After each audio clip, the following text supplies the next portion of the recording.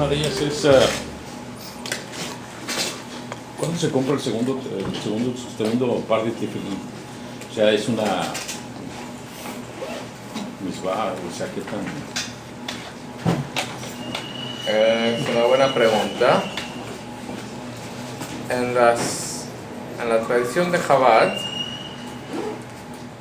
se acostumbraba que hasta que el joven no cumpliera unos 18 o 20 años, recién le preguntaba al Rebbe de Lubavitch si sí o si no, si ya era momento, como él pedía permiso, y ya que él daba la bendición, compraba su segundo par de tefilín de Rabbeinu Tam.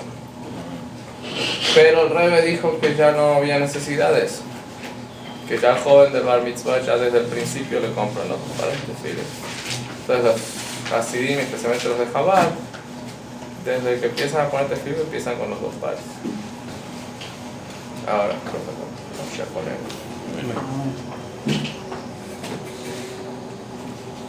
Tenemos también unas preguntas de un trabajo que hizo el rabino Kisburg de los nombres de Dios. Ajá. Y aparece el nombre de Zak, de Bam,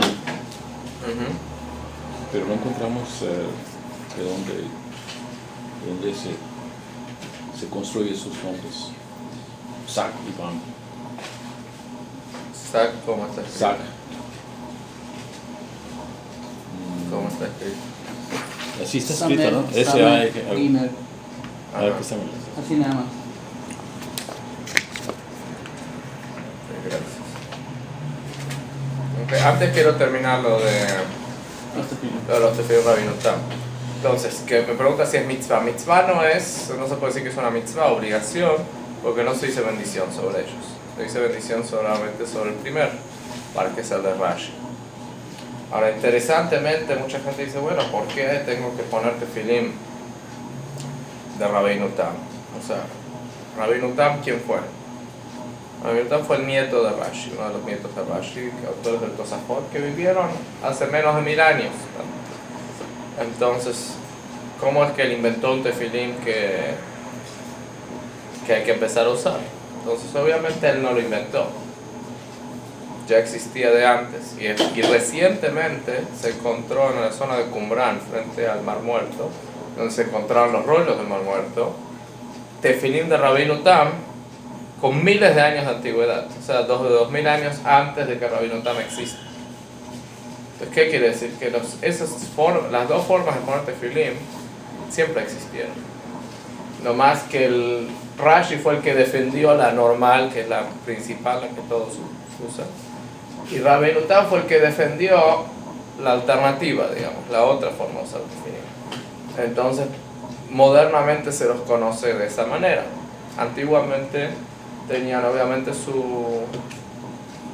otros nombres, pero hoy en día sí lo conocemos porque en el Talmud así están representados en dos formas.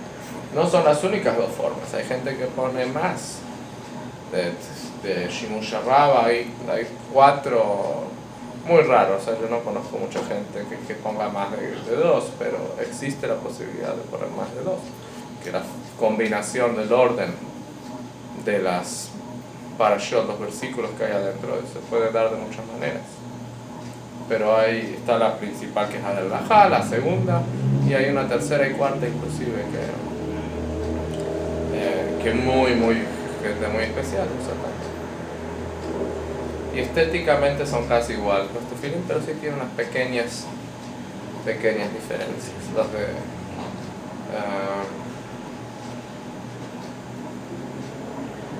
Los de Rashi y Rabbeinu Tam. Entonces no es alajá, pero es una bonita costumbre.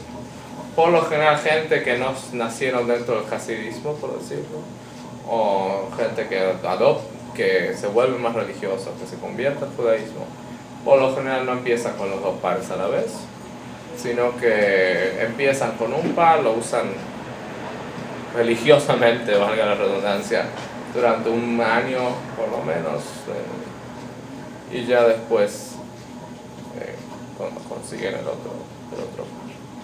Lo que sí dijo el Rebbe es que hay gente que no tiene su propio par, no lo usa, porque si uno no tiene su propio Parma Minutame, siempre va a estar dependiendo de otros, no siempre va a tener uno disponible.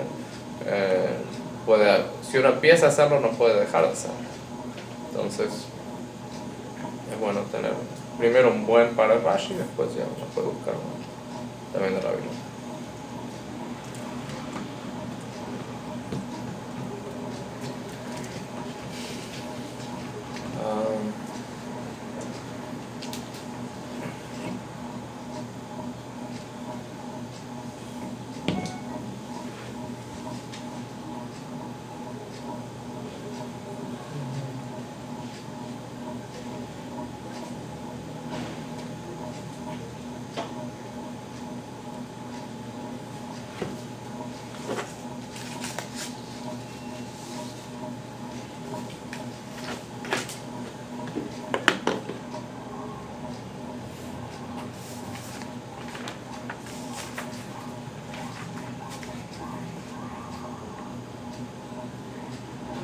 Si quieren, para la próxima clase vemos los significados de estos dos nombres. ¿Ok? Sí. No. ¿Alguna otra pregunta? No sé si hay alguna pregunta. Déjame tomar para no olvidarme.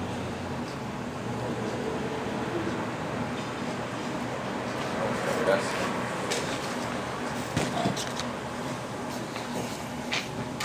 Hay un versículo muy interesante en la Haftará de esta semana, que es la última del ciclo de 7 Haftarot de consuelo, que son del profeta Isaías, que dice así, y siempre se lee esta en Shabbat antes de Rosh Hashanah. Entonces obviamente tiene una relación fuerte con Rosh Hashanah. Dice así: Sos asis Vashem, tagel nafshi velokai, ki pishani bigdeyesha meil tzedaka, yatani kechatani jaen, peer vekajalata adejelea. Es un lenguaje muy poético, es un poco difícil de traducir.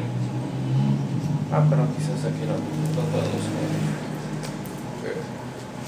Pero básicamente dice: Sos asis Vashem, tagel nafshi velokai. Regocijar se regocijará, alegrar se alegrará. Al alegrar me alegraré en Hashem. Se regocijará mi alma en mi Dios, porque me ha vestido con ropas de salvación, me ha puesto una túnica de tzedakah. Dice, como un novio servirá de belleza, y como una novia embellecerá a sus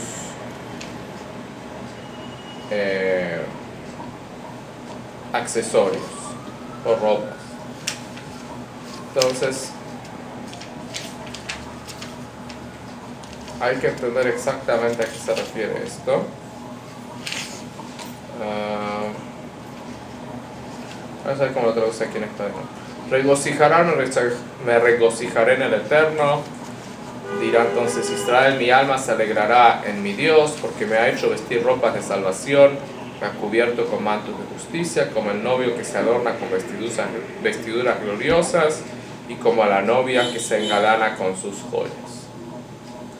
Una situación, es una traducción no muy literal, pero sirve para que se comprende más el texto.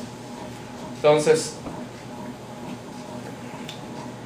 hay que entender que es esta la idea de sos asis, de regocijarse, de alegrarse en Dios. ¿Y cuál es la relación con Rosh Hashanah?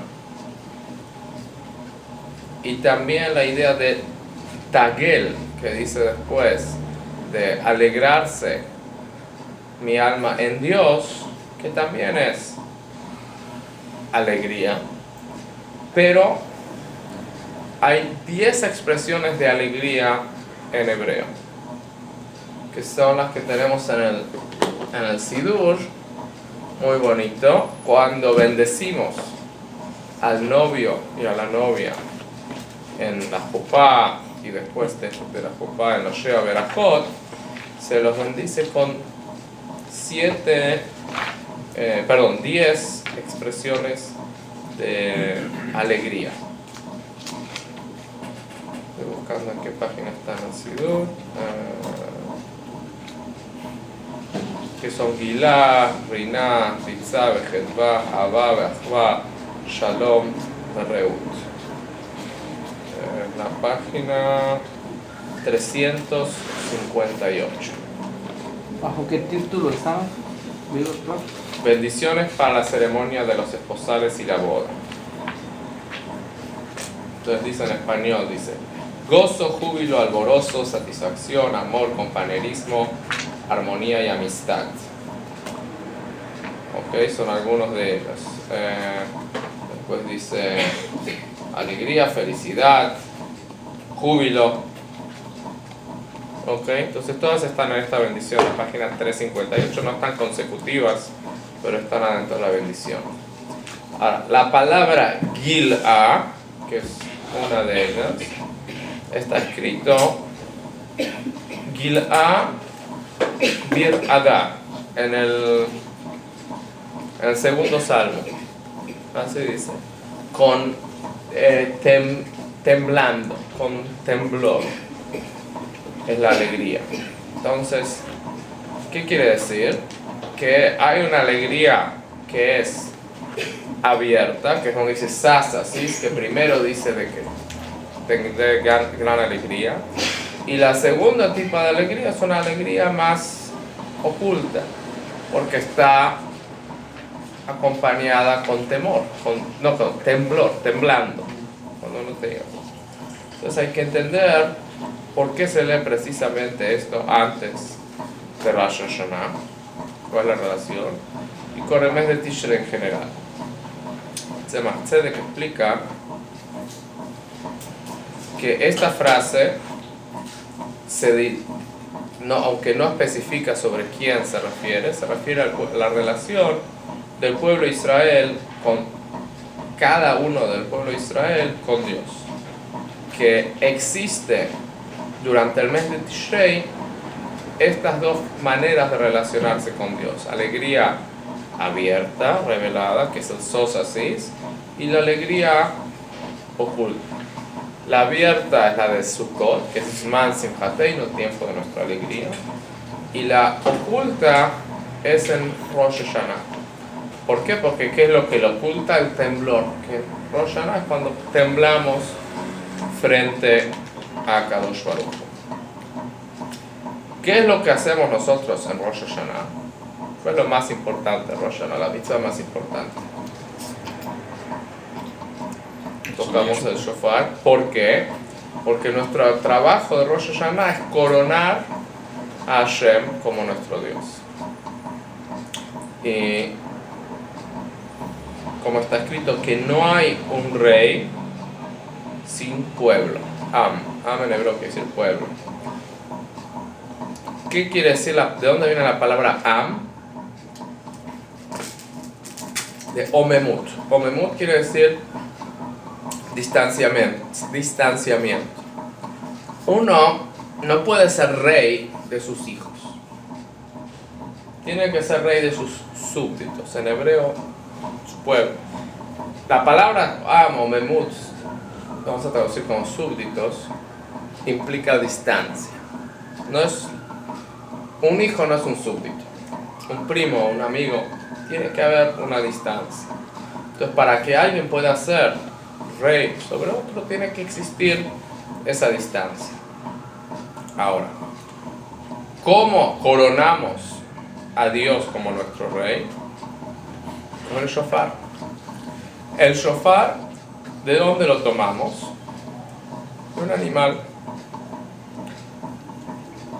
Dentro del animal lo tomamos de lo que se llama lo vegetal del animal. ¿Qué quiere decir lo vegetal? En el mundo hay 4 reinos: mineral, vegetal, animal y humano. Uno podría pensar, bueno, para coronar a Dios tendríamos que coronarlo con el nivel humano. ¿Qué es lo que implica nivel humano? Intelecto, emoción, pero no. El shofar se toca de una forma sumamente simple.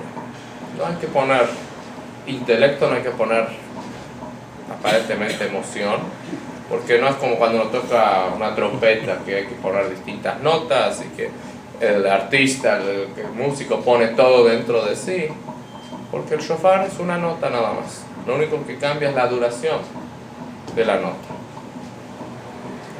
Y lo tomamos, como decíamos, de lo más bajo del animal también, que es la parte vegetal. Se llama vegetal porque no se aprecia su vida como en un dedo, digamos, ¿no? Si uno se corta un dedo, sangra, duele. Si uno corta un cuerno, no es lo mismo. Y no solo eso, sino que cuando el cuerno está unido al animal, por lo menos tiene vida. El shofar tiene que ser un animal muerto y tiene que estar separado del animal. ¿Qué quiere decir? Que es algo muy bajo el shofar, espiritualmente hablando. No solo eso, sino que el Arizal dice cuando la persona toca el shofar, dice debe enrojecer su rostro. ¿Por qué enrojece el rostro? Con esfuerzo. Tiene que haber un esfuerzo físico, que por lo general el esfuerzo físico va diametralmente opuesto al esfuerzo intelectual. Por lo general los intelectuales son los que se esfuerzan mentalmente, y los que se esfuerzan, los que cargan bolsas, por decir cosas, sacos en el puerto, son gente simple intelectualmente hablando. Entonces, ¿por qué no es alajá, pero por qué según la Kabbalah es un requisito de que haga ese gran esfuerzo, dice Yatsumah, tremendo esfuerzo al tocar el shofar, hasta el punto de que su rostro se vuelva rojo, que la sangre afluya a la superficie, a la piel, por el esfuerzo, es precisamente por la alegría que nosotros coronamos a Dios de una forma muy simple y muy baja. Para compararlo también con la alegría de Simchat Torah. Si Simchat Torah, la forma de festejar, sería abriendo la Torah y estudiando la Torah, habría gente que disfrutaría más y gente que disfrutaría menos. ¿Por qué? Porque la gente simple que no sabe leer la Torah, que no entiende, que entiende limitadamente, su alegría sería limitada. Pero ¿cómo bailamos en Simchat Torah? Con la Torah cerrada, para que todo sea muy democrático, que todos por igual puedan alegrarse, puedan disfrutar, puedan expresar su alegría en Dios, en la Torah. Del mismo modo, la coronación de Dios no es un ejercicio intelectual ni emocional, que ahí sí cada persona sería de acuerdo a su nivel, a su capacidad, sino es un ejercicio simple, físico, el tocar o el escuchar el shofar, que para eso no hay ningún requisito. Nomás la idea de coronar a Hashem como nuestro Dios, que es lo que hacemos en Rosh Hashanah, es que Él es dueño, amo y señor de nuestras personas y de nuestra voluntad. Y para anularse una persona, cuanto más simple, más fácil.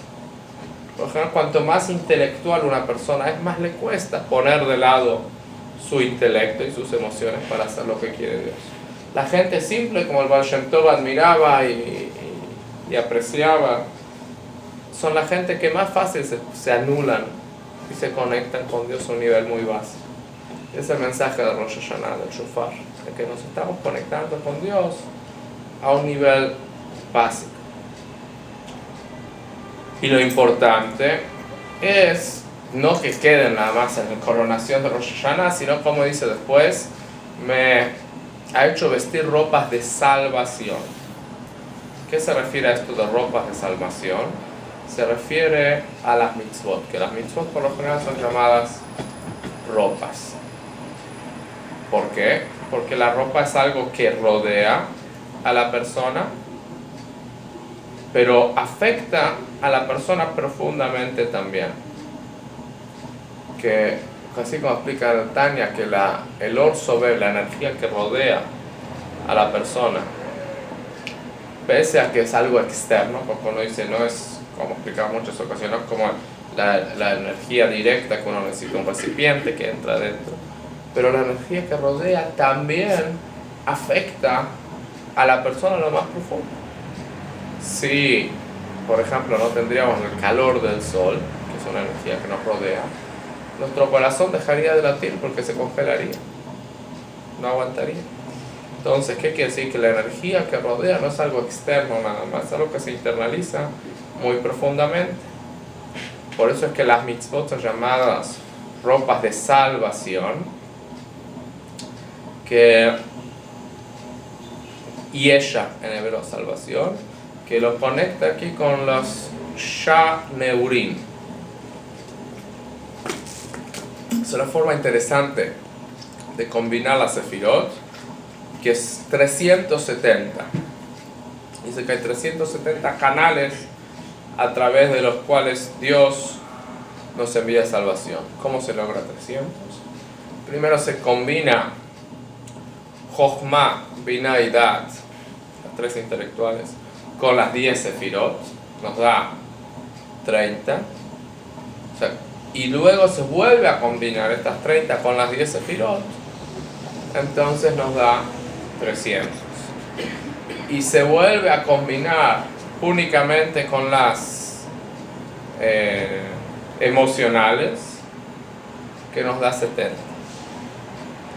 Entonces, a diferencia de las combinaciones que se hacen en la sefirá, la cuenta del hombre, que son simples, que son 7 con 7, que nos da 49, aquí estamos que es Gesed Shebe Gesed, Gesed Shebe Gurah, o Gurah Shebe Gesed, etc. Aquí estamos hablando de algo más complejo, que podría ser, por un ejemplo, Jochma dentro de combinada con Gesed, combinada con Gurah Shebe Tiferet, combinada con Malhut. ¿Por qué? Porque realmente en todo proceso hay se combinan todas las 10 sefirot, se combinan de forma emocional, se combinan de forma intelectual, se combinan en todas. Entonces tiene que haber, esto es algo mucho más detallado, entonces son las 300, así se llama, 370 canales de salvación a través de los cuales Dios nos envía su energía. Y después termina diciendo: me ha cubierto con manto de justicia. La palabra que usa en hebreo es meil. ¿Alguien se acuerda del Cohen Gadol, el sumo sacerdote, usaba un meil? ¿Cuál de las ropas era esa? El meil era una túnica que usaba el sumo sacerdote, que abajo en su borde tenía campanitas, manzanitas y campanitas. ¿Qué es lo que representa esto?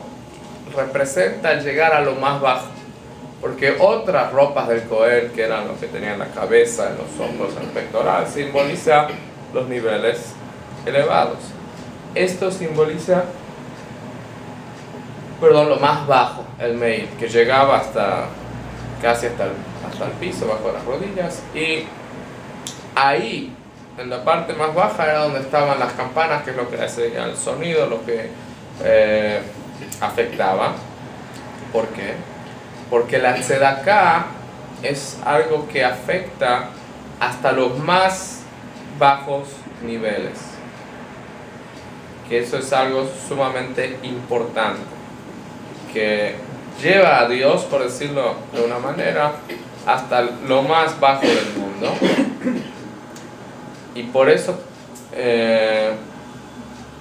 la tzedaká es considerada la mitzvah por excelencia. Aparte, ¿qué quiere decir que la tzedaká? Vamos a explicar un poquito más, elaborar, llega hasta los más bajos niveles. Se puede hacer la mitzvah de tzedaká con algo muy simple. Para hacer la mitzvah de tefilim necesito que sea una vaca kosher, con muchísimos requisitos, que si hay una sola letra que no está muy bien escrita, ya no es, todo se arruinó. para cumplir la mitzvah de tzedakah puedo tomar cualquier manzana, dársela a un pobre, esa persona come y se alimenta.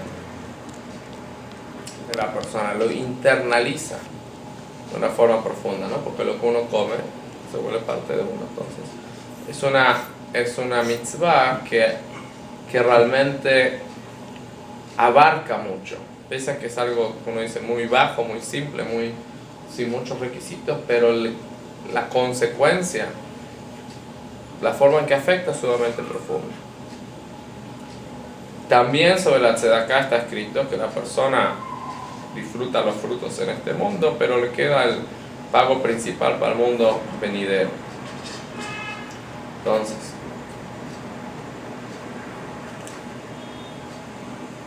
tiene un valor espiritual, que es lo que queda para el mundo venidero, pero también es algo sumamente que se disfruta en este mundo. ¿Por qué? Porque la persona que come la manzana no solo que se vuelve parte de la energía, también la disfruta en este mundo. Entonces Dios siempre corresponde de la manera que nosotros actuamos. Si nosotros le trajimos bienestar, placer a una persona en este mundo, Dios no nos va a dar el pago en este mundo, el pago lo manda, lo guarda, pero también nos da bienestar y placer, disfrutar en este mundo. Entonces,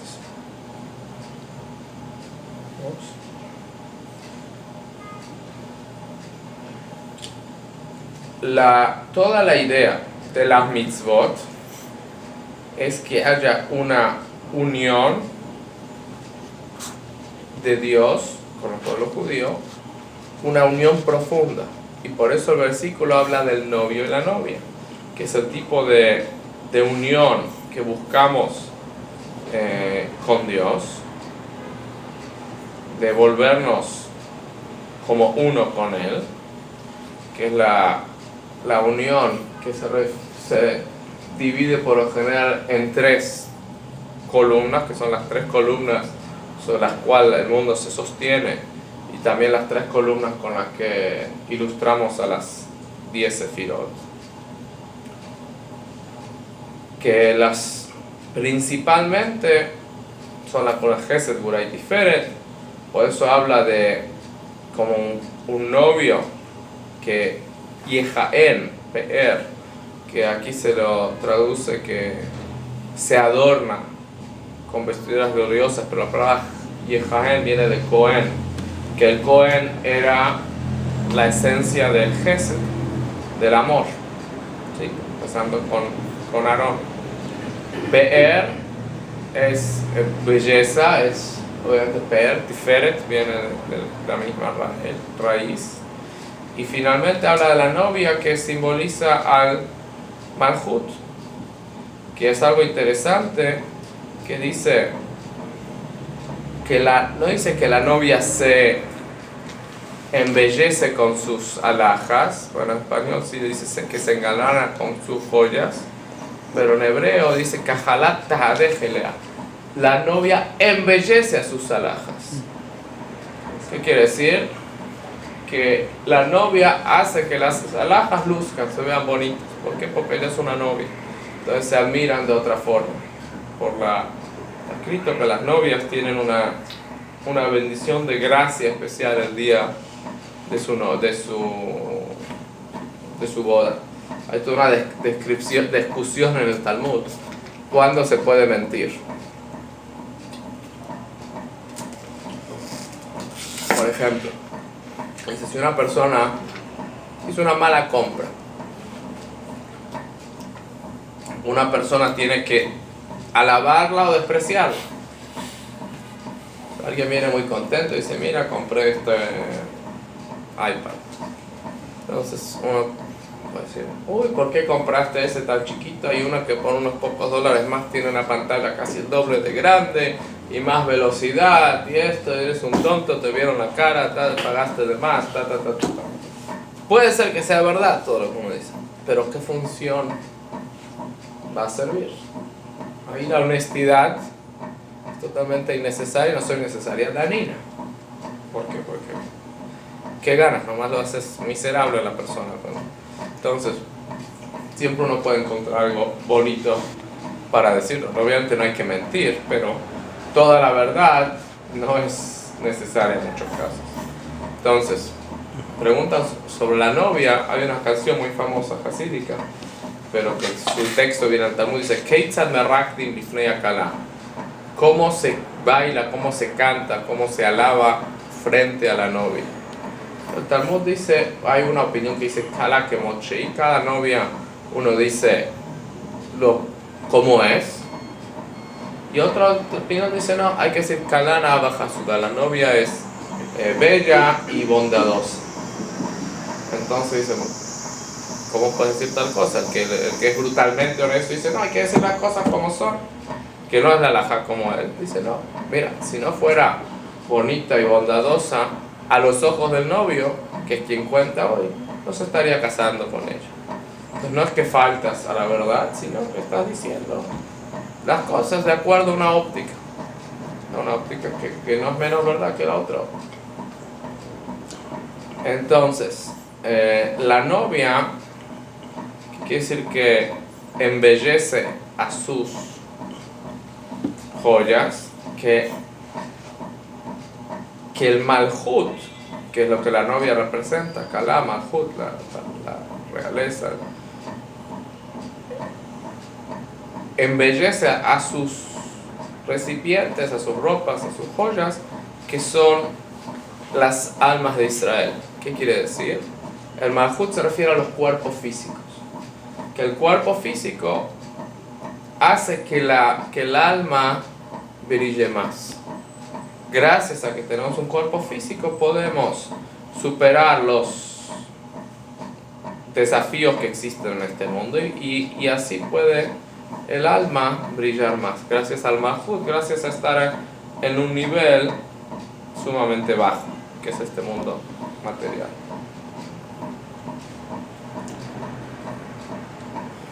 Entonces, el malhut es todo lo que es todo el servicio de Rosh Hashanah, es el malhut, que Dios dice, corónenme como rey sobre ustedes.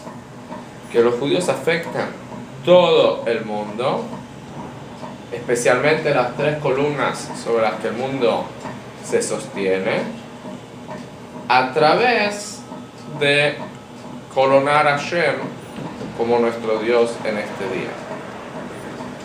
Por eso precisamente que Rosh Hashanah son 3 días. ¿Y por qué? ¿Cómo 3 días? El primer día de Rosh Hashanah, el segundo día de Rosh Hashanah, que es la única fiesta que fuera de Israel son 2 días también, porque todas las fiestas son un día en Israel. Y Yom Kippur.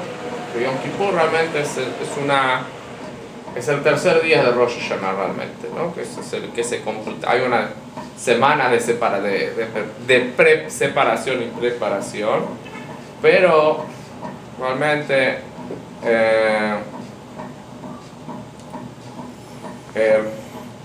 Yom Kippur, los primeros días de Rosh Hashanah es lo que es lo exterior de los mundos y Yom Kippur es lo profundo, lo interior de los mundos, lo que redondea, completa el trabajo de los 2 días de Rosh Hashanah.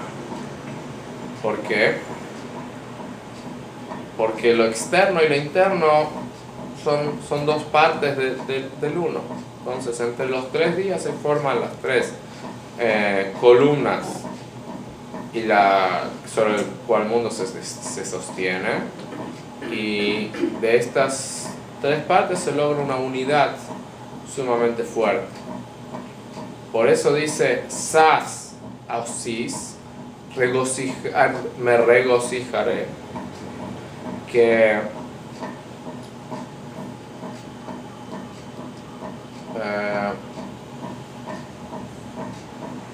bueno, no se puede traducir. Asis quiere decir causar la alegría en otro, en hebreo. O sea, porque sos realmente es regocijaré, yo me regocijaré. Entonces en español no se puede traducir, pero básicamente, lógicamente, pero lo que está diciendo es yo me regocijaré y causaré regocijo en otros también. Porque ¿a quién se refiere aquí el causar regocijo en otro, alegría en otro? a la alegría que Israel le causa a Dios. Por eso decimos que este es Zman Simchateinu, el tiempo de nuestra alegría, porque no solo los judíos están con alegría, sino también causamos la alegría a Dios.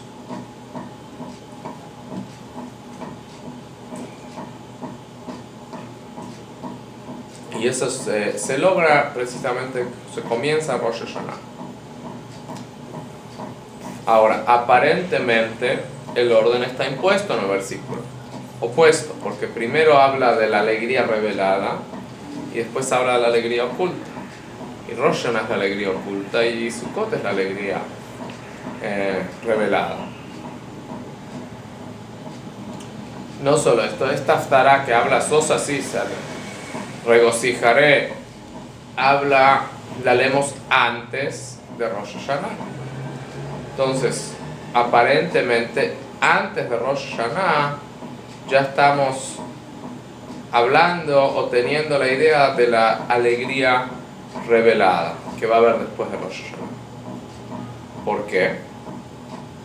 Porque para lograr el trabajo de Rosh Hashanah hay que tiene que haber anteponer el manto de salvación.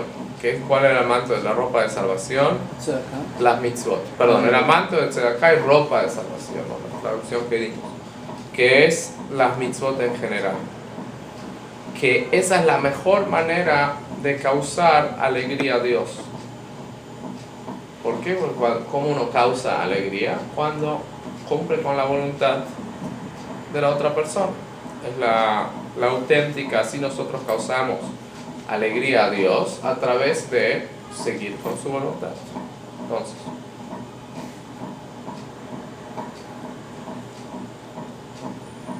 primero tenemos el trabajo de Rosh Hashanah, que es la alegría con temblor, y después viene la revelación de Sukkot. Pero para llegar a esa alegría con temblor hay que anteponer la idea de las mitzvot, que es lo que causa alegría en Dios. Similar a lo que decimos en las bendiciones de los novios, que dice que Samem jaja yetzirja began eden mikedem. En la sexta de las bendiciones dice: tal como antaño otorgaste júbilo en el jardín del Edén a tu ser creado. Dice, hay dos formas de traducir esto, que Dios dio júbilo de alegría a Adán, o que Adán dio alegría a Dios.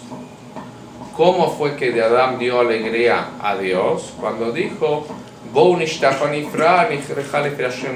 cuando dijo vamos a posternarnos todos frente a Dios nuestro creador, ¿no?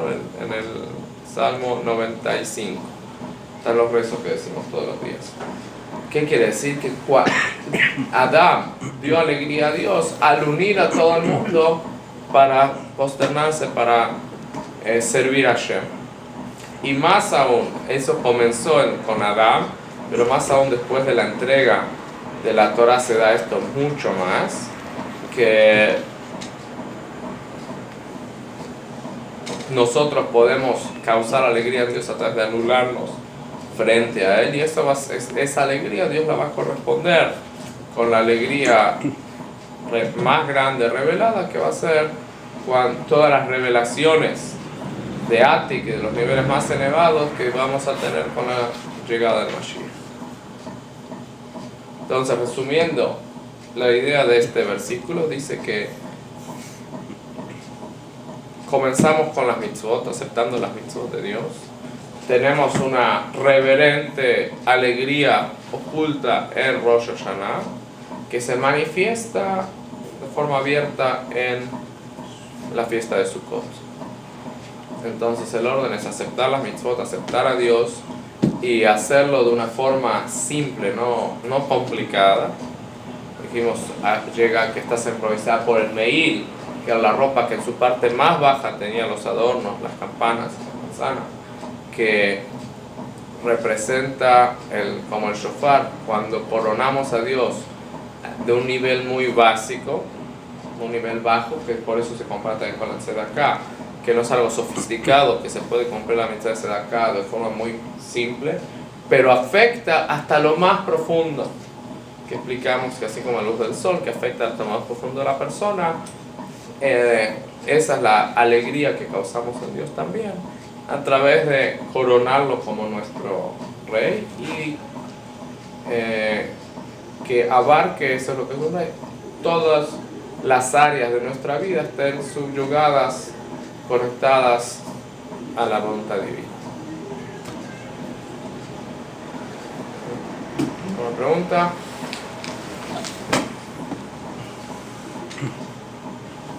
¿No? Una alegría. ¿Tendremos la próxima clase en 2 semanas? ¿Sí? Antes de Yom Kippur. 2 semanas. Está muy buena este agua. ¿Cómo? Está buena este agua, digo, me gusta más que las otras. Bueno, menos sodio, creo, ¿no?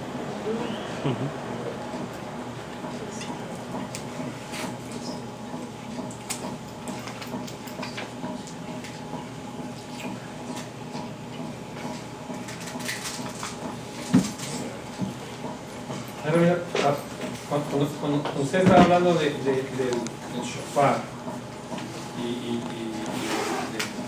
que es el cuerno, que es de la parte vegetal,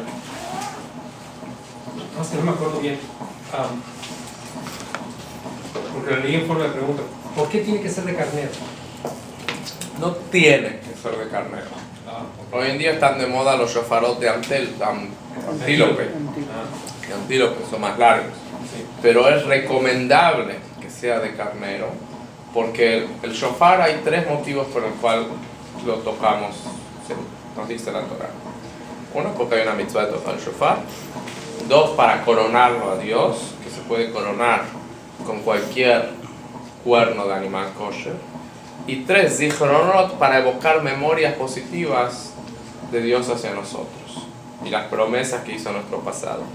Y el shofar, el primer shofar que se recuerda es el del carnero que Abraham sacrificó en lugar de Yitzhak. Y eso es lo que vemos en la Torah también, Moshe. Entonces, para recordar eso, es que usted recomienda usar un shofar de carnero. Leí un reporte interesante hablando del shofar, de que hay que tener cuidado. Tradicionalmente todos los shofarot eran kosher, ahora lamentablemente hay mucha gente que está lucrando con esto y están haciendo shofaros que no son kosher. Entonces hay que tener cuidado, asegurarse que venga con un sello de autenticando que es kosher. ¿Cómo no puede hacer kosher? El shofar es muy común que que tenga hoyos, que salgan hoyos, o naturales, o que cuando se taladra el hoyo, etc. Entonces los están a veces llenando esos hoyos con silicona, que es muy fácil. O con alguna otra resina. No es kosher si se hace eso. La única forma de sellar un shofar es con su misma de su misma clase, se muele, o se hace polvo de shofar y se hace, con eso se puede rellena rellenar, que no es muy simple, es mucho más fácil usar silicona. Entonces, es un problema bastante nuevo. De ahí viene entonces, ya me acordé, de ahí viene que se iba leyendo que el shofar simple, como es suficiente, lo acaba de explicar usted. Pero hay algunos shofares que los adornan y están diciendo que si el adorno penetra, esto es, llega a la pared interior, también es un problema. Sí. Ya no es kosher. Depende de dónde está el adorno, en la boquilla, también es un problema. Sí. ¿Sí?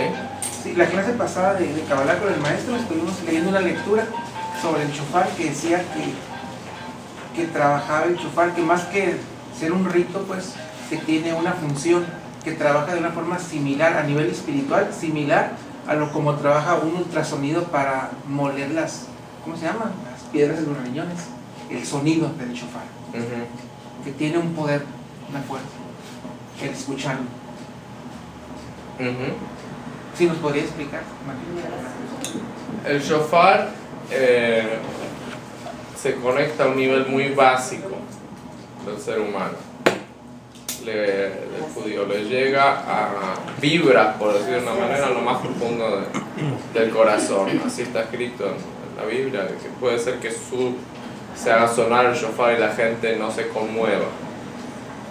Tiene esa capacidad, pese a que es un sonido simple, un sonido nada sofisticado, pero está conectado a lo más profundo del yudí, por eso lo hace vibrar, afecta un fuerte cambio en la persona. ¿Cuál es? Los tefilín, la judaica me pide tefilín, lo mismo talits, se les puede vender a cualquiera, es gente que viene que no. Talit sí, tefilín no. Tefilín, ¿no? ¿A quién se le puede vender tefilín? Tefilín a judíos. Nada más a judíos. Sí, porque vienen, bueno, no sé hasta qué punto se les pueda cuestionar, pero vienen y piden tefilín. Pero cuando piden tefilín me dicen como cuál, entonces, o sea, la manera que preguntan me da a pensar que no saben qué están pidiendo, porque un judío va a llegar y decir quiero un tefilín, ¿qué es?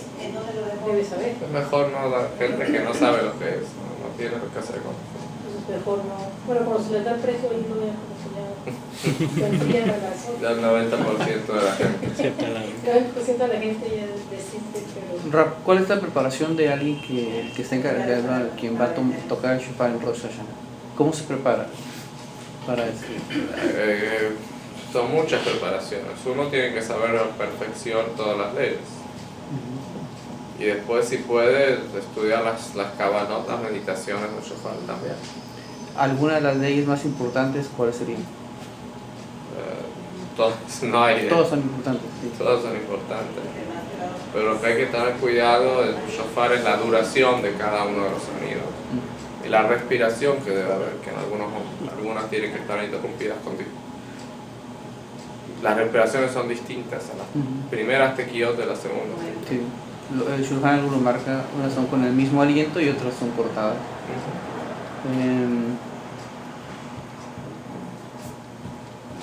¿Por qué entonces en todo cuando vemos a alguien tocando el shofar no traen uno de carnero? Normalmente traen del antílope, que es el grande.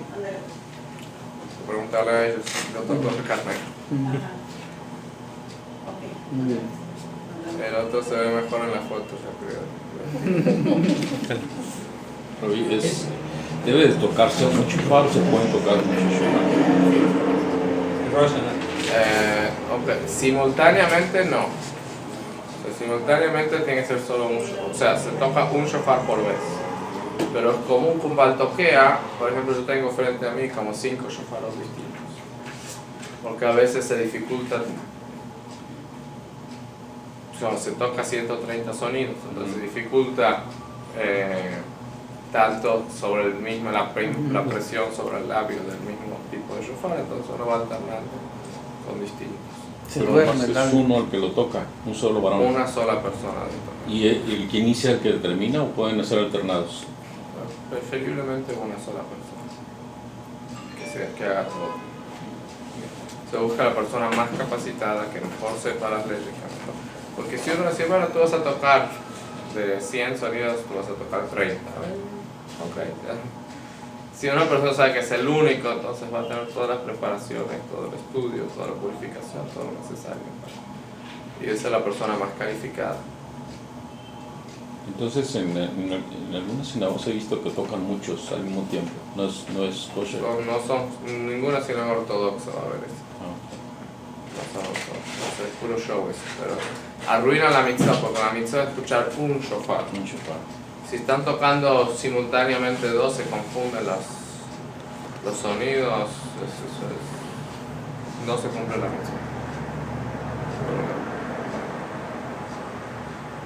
durante el año, Rabino, durante el año se puede tocar el shofar, pero también se tiene que seguir como si se estuviera tocando, se tiene que hacer lo mismo que cuando se toca para Rosh Hashanah.